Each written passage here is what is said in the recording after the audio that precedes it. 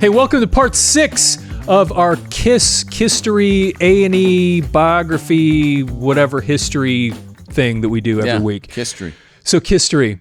So this week decided to add Gary in to come join me, since we kind of both are KISS fans. Yeah. And because usually it's just me, I put these things out every week. And what this is if you haven't watched these yet, is we actually go back to the KISStory biography that is currently on Hulu. It was produced by A&E a couple years ago. Yeah, it was awesome. It's a 2-part series. And what we're doing is throughout the show, they will go into these montages and they show pictures and images of different things. And in these montages, they show newspaper headlines. And then what we're doing is we're literally going back to those newspapers. We're finding the newspapers where those headlines come from. That's and then awesome. we read the article, and then we actually show you some other things in the newspaper to kind of create the timestamp. Now, this particular one, so this happens right around the, I've got it down here. It's right at the 1 hour, 5 minutes and 50 seconds roughly. It's right about there. You see the headline come across the screen, and I'll show you on the screen right now. You'll see a screenshot from the video, and the title of the headline from this article is "Delicacy of Godzilla Devastating Tokyo." And nice then headline. then now I'm going to show you on the screen. You'll see the actual headline. We found it, and it says rock band KISS, and this is from the Cedar Rapids, Iowa, from the Gazette. Now, there's a discrepancy here in the timeline, which you'll find kind of interesting. So in the video, at this point in the show, this is where Gene Simmons says that they had just sold out 5 nights in Budokan, Right. which is really amazing. Now, the problem is, in the show, in KISStory, this is 1978 when they sold out 5 nights at Budokan. The article, though, that they put across the screen is actually May 5th of 1975, which is while they're touring on Dress to Kill. Right. So a couple years earlier. Yeah. Although maybe because Budokan, Japan, Right. and the headline Godzilla, KISS, Tokyo, and Gene in the picture, maybe that's why they threw it in there. But I appreciate, for sure. I appreciate the deep dive, right? But just we want to make sure that we're being accurate, as accurate as possible. We're all about accuracy. Not so much.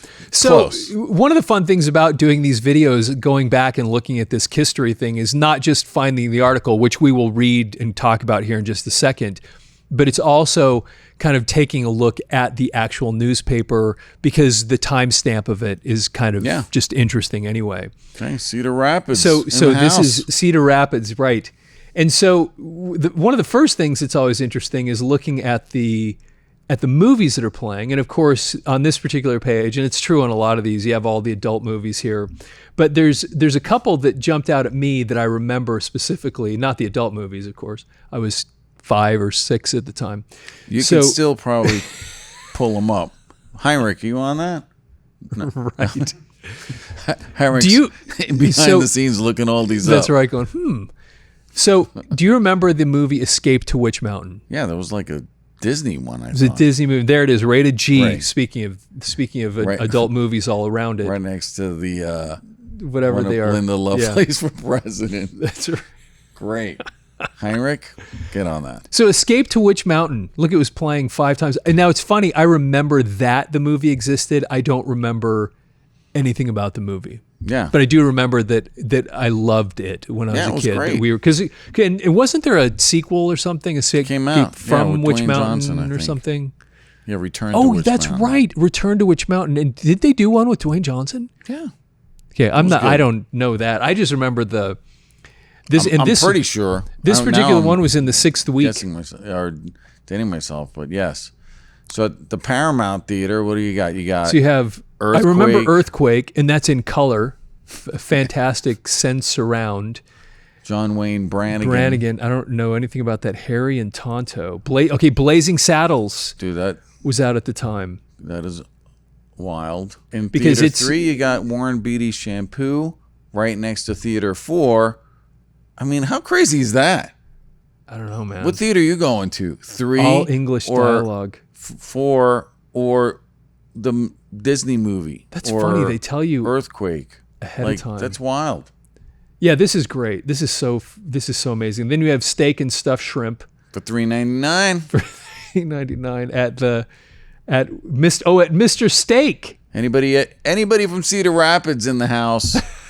Tell us if they've been to Mr. Steak. Yeah, if it's still there.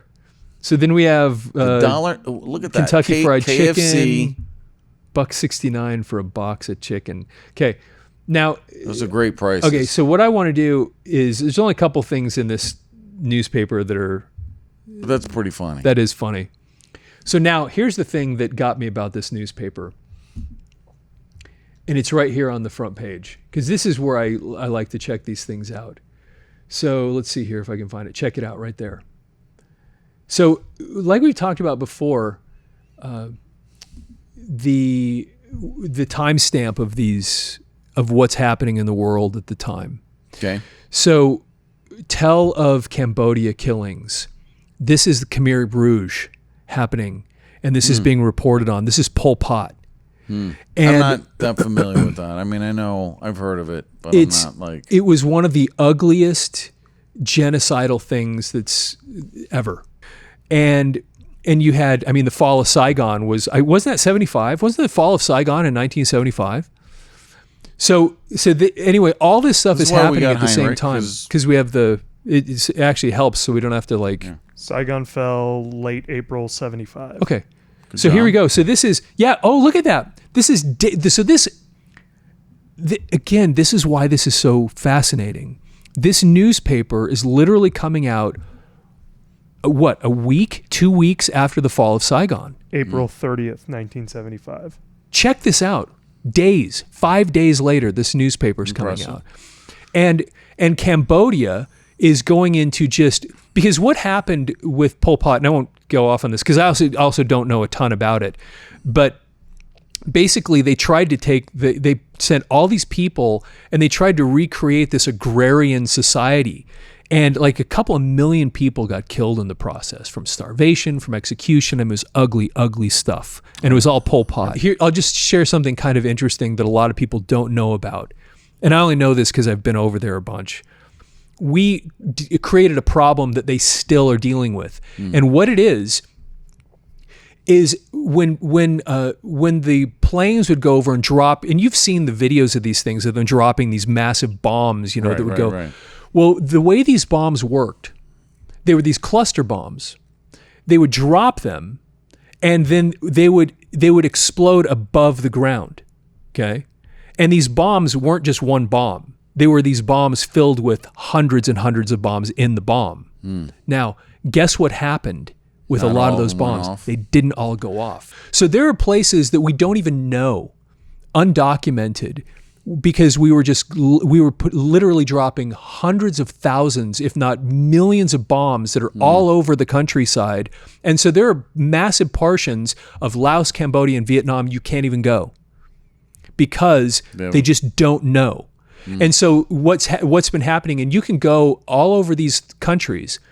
I've been to some of these. They have these little mini museums in Laos and Cambodia where they have all of the, they have documentation of all the people that have lost limbs, all the people, I mean, it's like, and they have all these big stacks of paper where they've literally gone foot by foot by foot by foot into these schoolyards, farms. Yeah, if you don't know. Here we are decades and decades later, and they're still dangerous to go into this, what is really this beautiful jungle landscape, and you can't even go there. And so you've got Vietnam, Laos, Cambodia, and Thailand that are all impacted by this. So when I saw this, because I've been over there so much, and I knew a little bit about what had happened with the Khmer Rouge and with Pol Pot, and I saw that and I go, this is so crazy when we look at this and you think about the timestamp that here KISS was, one of the biggest things in the world, at least at this point, they were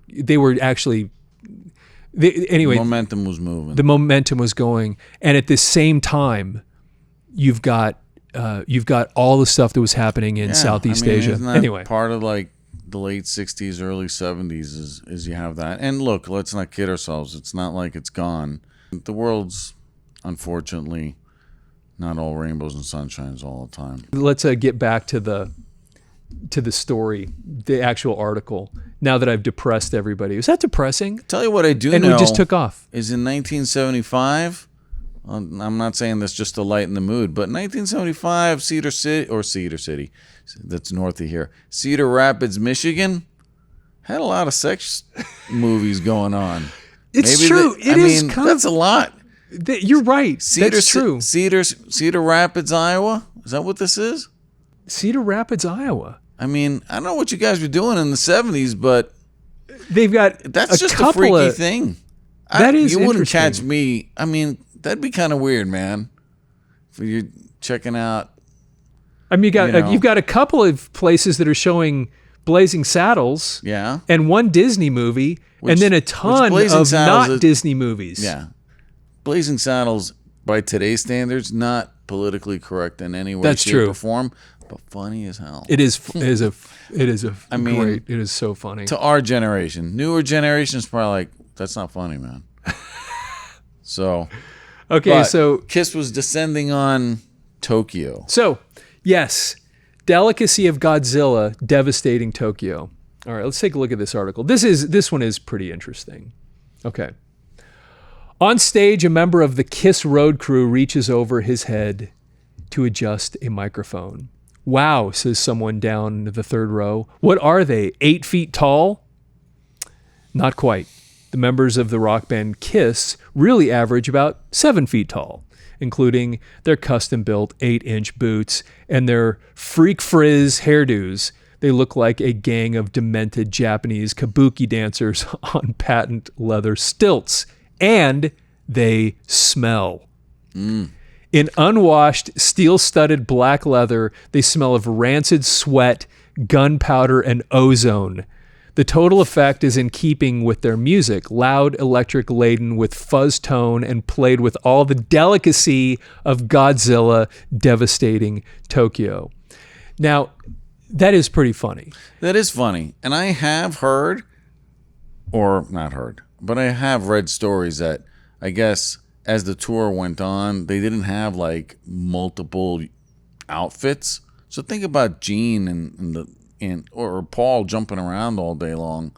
I mean, yeah, they didn't have like, I guess you can't, wash leather pants or whatever, but. Hang on just a second, this will be really quick. With hundreds of videos on our channel now, we've made playlists to make it easy for you to find whatever the thing is that you're interested in. We have a playlist with all of our Rush videos, Kiss, Led Zeppelin, Van Halen. We have categories like 80s metal and even our popular magazine flip-throughs, where we go through page by page with Circus Magazine, Hit Parader, and others, all in 4K resolution. You'll find it all organized and ready to explore. Just click the playlist tab on our channel's homepage.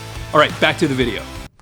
Yeah, they weren't. I've heard that. Yeah, me too. The outfits were stinky. Was it in one of their books or something where they talked about the fact that these things were just disgusting after a while? Walking off on their own.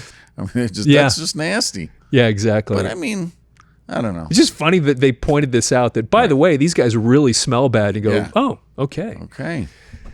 So, in unwashed, steel-studded black leather.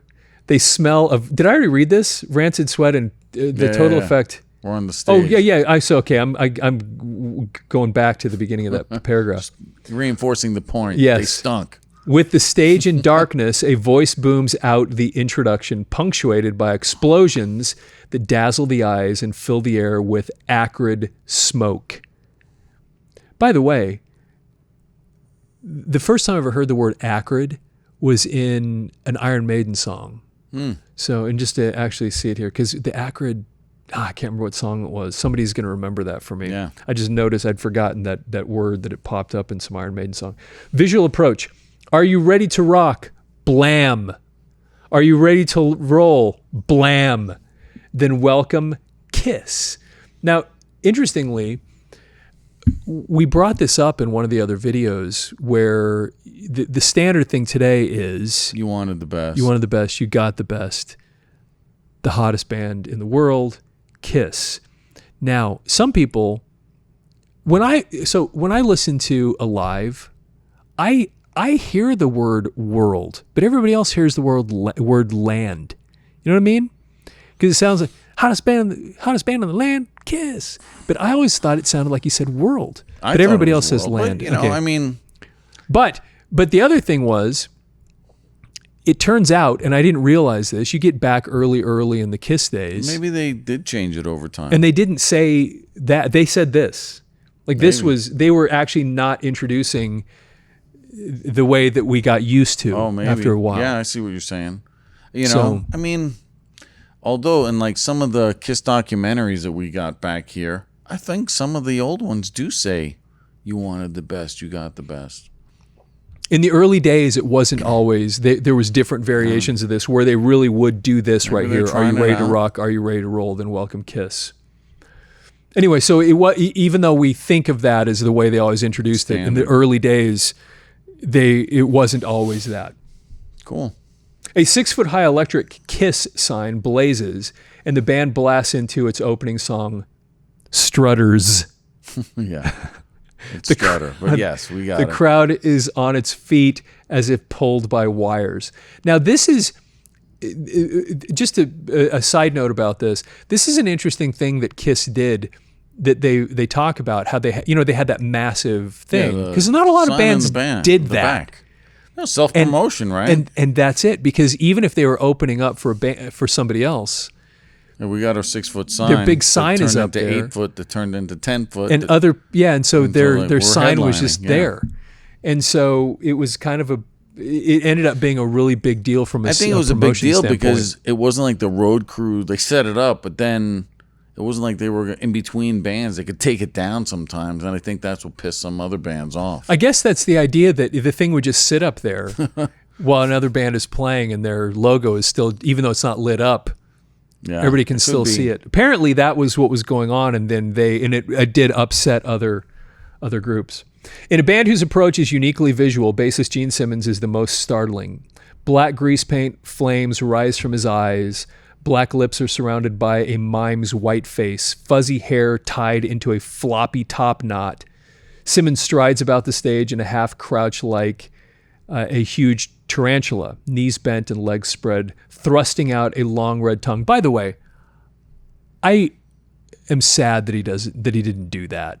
Because when they got back together, he wasn't the young, agile man that he was here. No, because if you watch the old footage, he did that. He crouched and he'd do those jumps and whatever. And in the last step, there was none of that happening. Dude, he's 70 right plus. There's no more of this jump. That's young kid stuff. In high heels, in platforms with dragons on them. I mean, it was cool back in the day. He did have those kind of unique Gene-esque tarantula, like they say, moves, but yeah, I always thought, dude, he's like kind of weird moving, but I mean, he's the demon child, man. He can do whatever he wants. Yeah. It was weird, but it was him. Yeah, and he's done it. He had the weird leg kick, that thing that he jumped, and then he did like the crouch, almost like he's doing like a squat. Like he's at the gym. Yeah. So it did. It looked like that. It looked like some sort of weird. And then he pops up and does the looking around, and then the tongue thing. Dude, Gene is Gene. And then the blood and the fire and all that stuff made him legendary, man. Yeah. Yes, indeed. It's awesome. That's why we love him. Let's see. Long red tongue, flapping bat-like feather wings, and leering at the audience. Right. The demon. Yes. During the course of each show, Simmons shoots a 20-foot flame from his mouth. Is it really 20 foot? Dude, it's pretty far. It's pretty far. He shot it out there a ways, but lead guitarist Ace Frehley fires little exploding rockets over the crowd from his guitar. Paul Stanley destroys his amplifier, and innumerable flashpans keep the hall filled with drifting smoke. Nice. And then levitate drummer. The finale comes as drummer Peter Criss is levitated, drum kit and all, over the heads of the band aboard Flying Bertha, a concealed contraption resembling what Harry Houdini and Rube Goldberg might have produced had they collaborated on building a forklift. It's funny because you hear the stories about that now, the early days of the platform, and I guess it wasn't so Reliable. reliable. Yeah. Both. Yeah. You know, it's not the Tommy Lee on the track where he would go in a circle and hang upside down, or, you know, definitely not those. Which was just so awesome. Yeah. It was, I think we talked Taking about it to this the in next another level, video. man. Yeah. Got to top it. But the beauty of something like that, I think we talked about this before, is when it's so normal for people to leave during a drum solo. Tommy Lee did it, so it's like, no. I'm gonna check this out. Matter of fact, the Why'd only you get part of that? the concert you don't want to leave it's putting the is during the harness drum on. solo. No, you do not great. want to miss that part. The rest of it, anyway. I mean, just the fact that they would go up in Peter Criss in 1975, that was kind of cool. That You're wa- like, and that- whoa, wait a minute, why yeah, is that? like, what is this? When Alive 2 came out, you had the open piece, right, in Alive 2, and you got Peter Criss is pretty high up there, as is Gene and Paul. They had those hydraulic lifty things that they were on.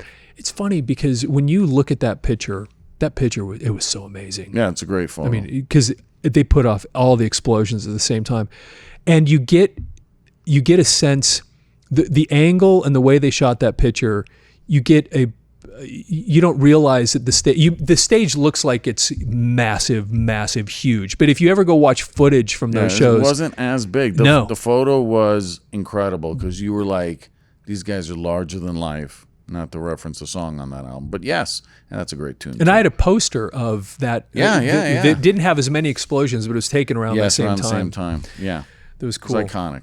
And Larger Than Life was a good song. Yeah, it was a great tune. The young audience, jaded by the showbiz approach of Alice Cooper, Jethro Tull, and the like, KISS represents the state of the shock rock art in 1975. And that's the strangest comparisons. Because first of all, Alice Cooper was a shock rock and was considered like Right. one of the Jethro would Tull? throw Jethro Tull in this discussion? If there was ever a band that was really not about... There was Bland.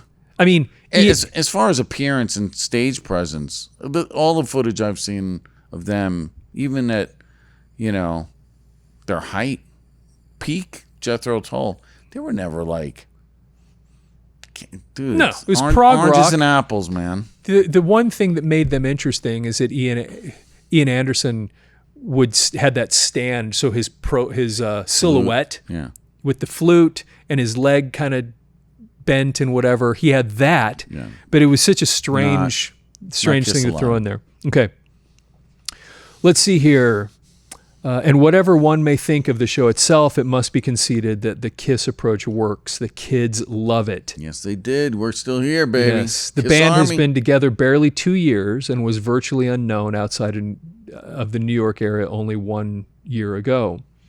Quote, "It's really kind of crazy," says Simmons. "We really don't realize how quickly things have happened. In May of 1973, we played for free in a loft." It is bizarre. It is mind-blowing.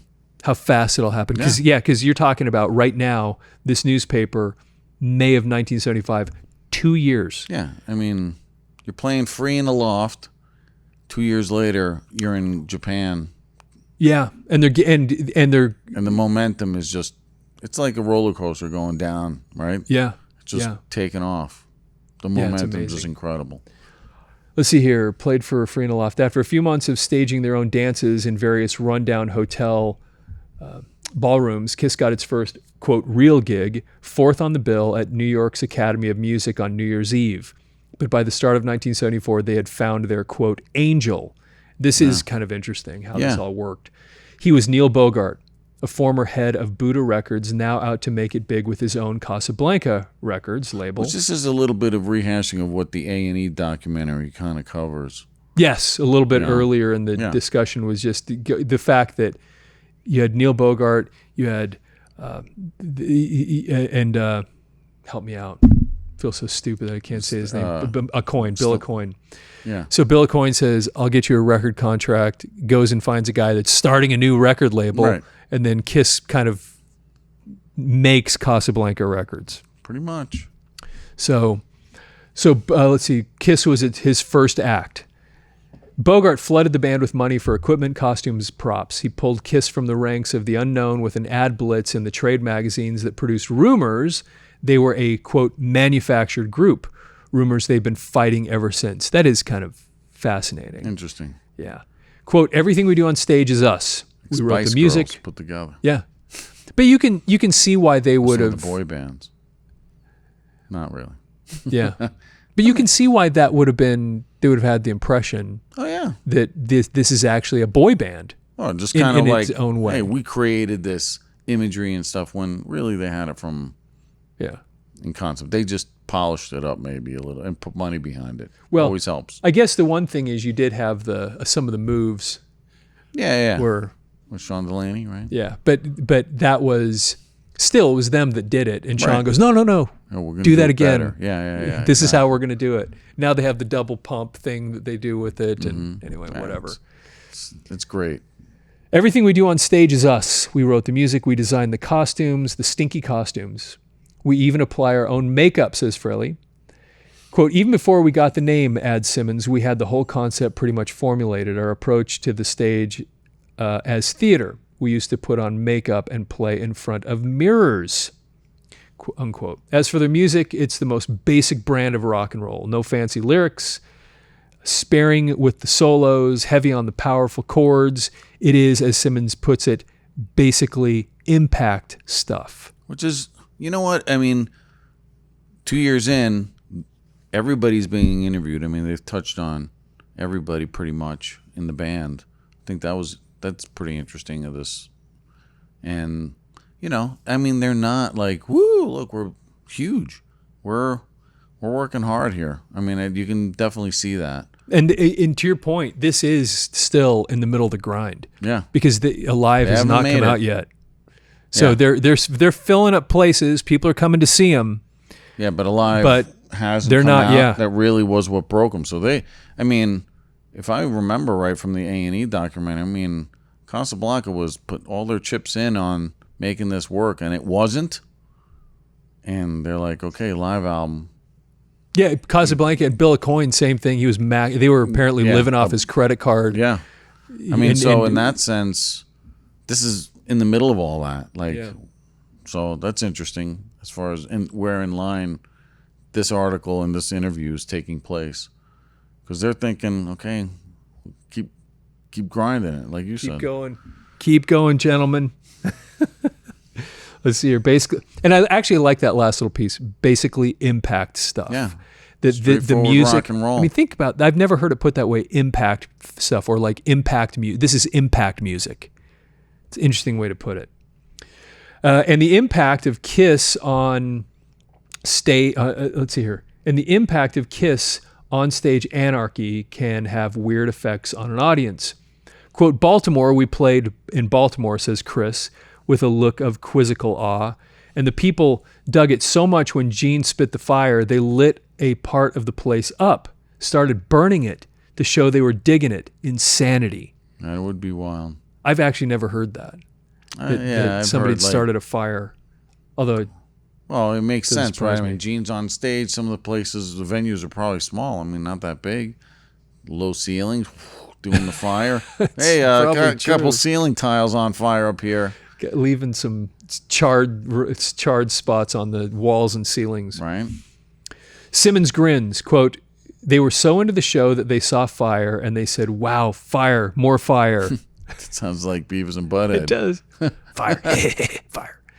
And they started lighting fires in the place, unquote. With 3 albums under their collective belts, generally good reviews and excellent sales in the cities they've played, plus an apparently endless supply of new tricks, the members of KISS think they're holding all the cards they need to play the rock and roll game and win. As Stanley puts it, quote, KISS is the kind of concert I always wanted to see. It's 45 minutes of controlled chaos, unquote. But you would think that's a short KISS set, Yeah, well, if you're an opening band especially, right? In those That's what days, I mean, that's what you do. It's pretty wild, man. Great Yeah. article. I like it. That is one of my favorite ones that I've read.